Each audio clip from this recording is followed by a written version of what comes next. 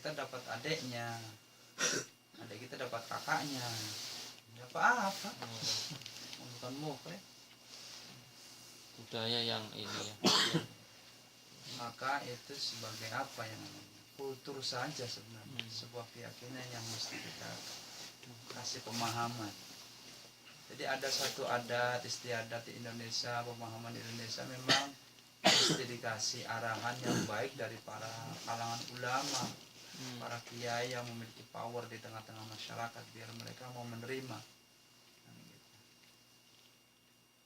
Itu yang tadi janda itu dengan wali hakim dari keluarga atau dari orang lain? Boleh dari departemen KUA juga boleh, dari tokoh agama. Harus dari enggak. Nah, wali hakim itu adalah terpenting adil. Syarat pertama sebagai hakim adalah adil itu bukan berarti satu, dua, bukan. Adil ini adalah kufu dalam agama satu. Ya, kemudian otomatis dia adalah orang yang sadiqul wa'di, orang yang soduk, jujur, amanah, ya, seperti dipercaya. Nah, ada kiai yang menghalalkan, ya kan gitu. Yang penting dia dapat amplop, akhirnya main kawin aja, tahunya belum dicerai. Ini yang bahaya kan.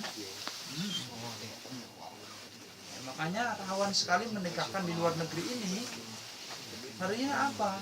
Ngerinya si perempuan itu belum dicerai, semuanya kan gitu. Ini sangat berbahaya. Waduh, masya Allah. Bukannya al-barokah ketat, tapi memang harus seperti itu kan ke depannya. Kalau kita alasannya yang penting tidak terjadi perzinahan, itu alasan yang sangat minim sekali. Ya, maka tanyakan sejelas-jelasnya. Ya, paling tidak ya Skype langsung lah sama orang tuanya, gadis apa janda, kan gitu. Nah, seperti itu. Dipastikan nih. Pastikan dulu.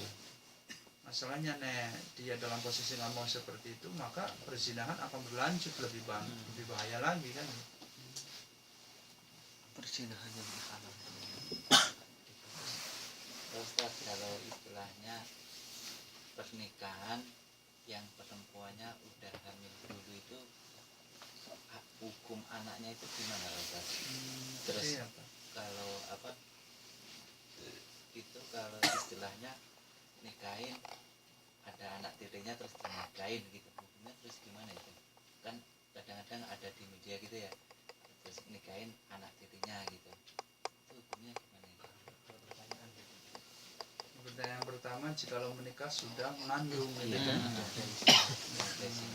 Kalau kata Imam Syafi'i yang pernah kita ngaji dulu, kalau udah ketahuan segeralah dinikah, setelah itu dikucilkan, diasingkan kedua pasangan itu, maksudnya untuk memastikan bahwa itu adalah hasil keduanya saja. Itulah harus dibuang. Itu secara fikihnya. Selama berapa? 1 tahun, kan gitu. Ya, artinya kalau di kampung kita ada yang seperti itu, dibuang 1 tahun, keluar dari kampung kita. Kenapa? Karena hal seperti itu akan membawa bala dari Allah buat kaum yang kita tempati. Itu bahayanya seperti perzinahan itu.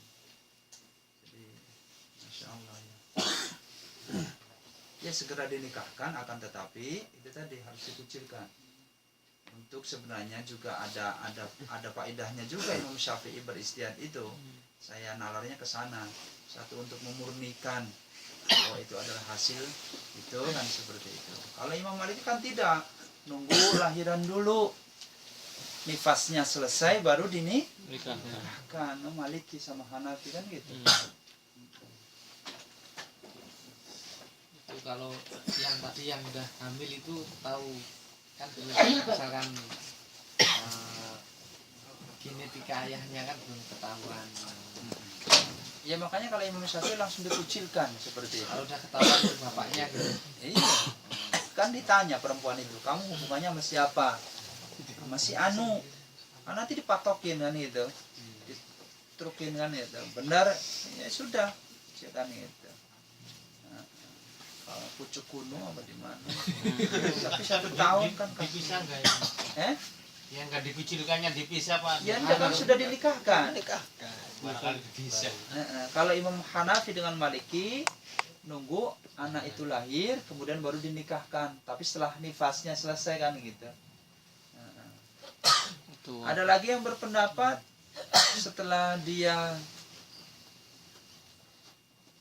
lahiran, nifasnya selesai, kemudian kuruk yang pertama, apa itu kuruk? Haid yang pertama selesai, suci, baru dinikahkan, ada seperti itu. Tapi itu tidak begitu banyak ulama berpendapat.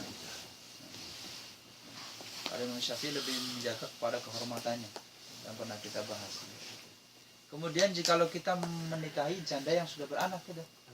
Anak tiri. Anak tiri. Iya, itu di kan kadang-kadang kan kita baca media gitu ya, kan anak-anak jadinya gitu, itu hukumnya gimana? Jangan ketika kita menikahi ibunya maka anaknya adalah anak kita, kan berarti muhrim. Iya.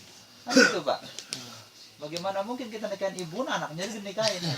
Jadi artinya nggak boleh, karena anaknya sudah statusnya sebagai anak kita, muslim kita.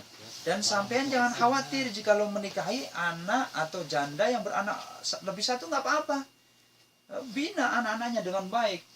Maka selama anak itu baik, selama itu menjadi anak yang soleh, maka sedekah jariah juga buat kita. Belum tentu juga anak kita malah yang belangsak, malah anak tiri yang ya. Kan gitu ya, tapi ya baiknya anak kita juga baik, anak tiri juga baik. dapat ibunya bonusnya anak gitu. Ya dapat bonus. Kayak bonus. Oh, ini bonus. Itu apa masalah perceraian kan pernah itu ada teman cerita, saya berantem sama istri, itu saya ya maksudnya saya diamkan lah biar dia bombong, saya tinggal pergi kemana ke Jakarta selama 4 bulan, balik lagi katanya sudah diceraikan sama Pak Lebe, itu gimana? Lilladina yu'luna min nisaihim arba'ati ashhurin lilladina yu'luna min nisaihim arba'ati ashhur fa in fa'u fa innallaha ghafurur rahim. Bagi orang-orang yang ilah kepada istrinya, itu artinya aku nggak mau tidur sama kamu deh, ngucapin gitu saja, itu masa tunggunya berapa? Arba'ati ashhur, 4 bulan. 4 bulan. Jangan main-main ya. 4 bulan kamu boleh menggauli lagi. Wal mutallaqatu yatarabbasna bi anfusihinna salasata quru. Tapi orang yang mentalak secara zahir, secara jelas, saya talak kamu, pulang kamu sana ke orang tua kamu, saya nggak butuh kamu lagi. Nah, itu salah satu quru, 3 kali masa suci, masa iddahnya bagi diri perempuan. 1 tahun. Iya. 3 kali suci berapa? Ya 3 bulan. bulan. 3 bulan. 1 haid suci, 1 haid suci, 1 haid suci, ya kan? Ya taruhlah ya 3 bulan lah ya. 3 bulan. Ya sudah. Baru bisa rujuk kembali. Ya kan? Nah, itu. Nah, kalau kita sampai mendiamkan 6 bulan saja kan sudah termasuk daripada jatuh talak pertama. Tapi kalau kemudian dia sudah ditalakkan oleh KUA, berarti dia bayar iwan. Bayar iwan. Dianya perempuannya adalah bayar ganti, bayar zihar kepada kita. Kitanya ridho apa enggak? Kan gitu. Kalau kita enggak ridho, fa in khiftum alla tuqima hududallah, falaysa 'alaikum junahun. Maka bagi kamu tidak berdosa untuk segera merujuknya kembali segera. KUA ini segera administrasi negara saja kan gitu. Yang jadi permasalahan. Fakih itu harus jelas dalam perihal itu. Itu ada itu Kang Ustaz, saya ketemu 2 orang teman seperti itu. Saya nggak mau menceraikan itu. Kenapa saya tinggal pergi biar dia tidak minta cerai gitu. Ternyata dia ke pengurus desa itu, Pak Lubel lah istilahnya itu.